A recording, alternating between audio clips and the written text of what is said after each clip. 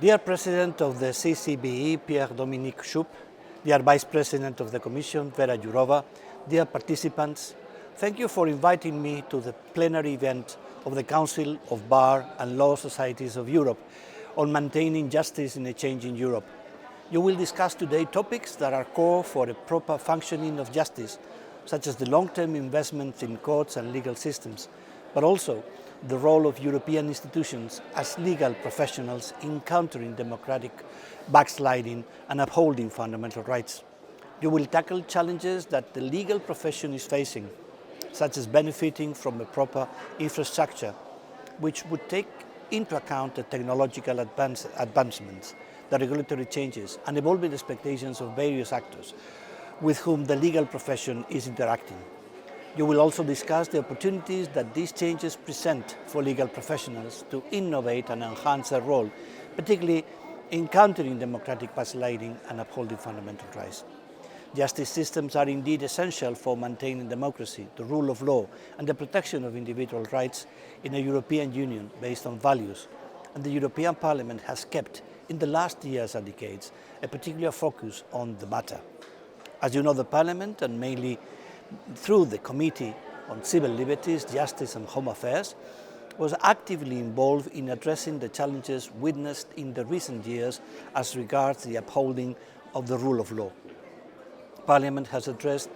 rule of law situations in Member States in specific resolutions and reports since 2012, including in relation to the procedure provided for in Article 7 of the Treaty of the European Union. Since 2016, the European Parliament has called for a comprehensive and preventive mechanism in the field of rule of law through an EU mechanism on democracy, the rule of law and fundamental rights.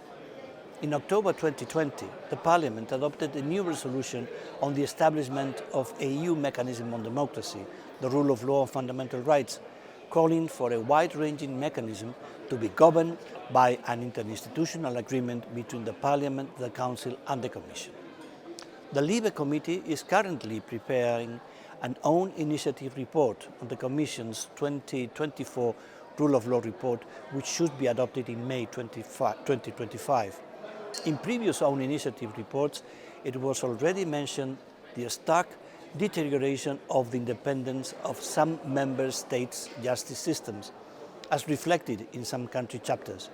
the importance of monitoring the independence, quality and efficiency of the member states' justice systems, and the need for an enabling environment to ensure access to justice for all, including access to justice at union level. In the framework of the annual cycle,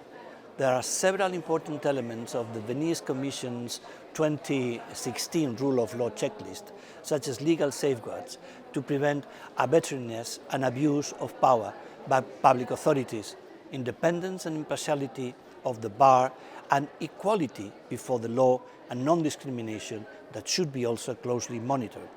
These elements are taken into account in the exchanges held on the situation of the rule of law within LIBE, as ensuring independence of legal professions is essential when the rule of law is under threat.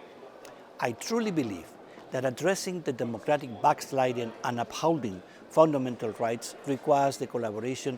between various stakeholders, including legal professionals,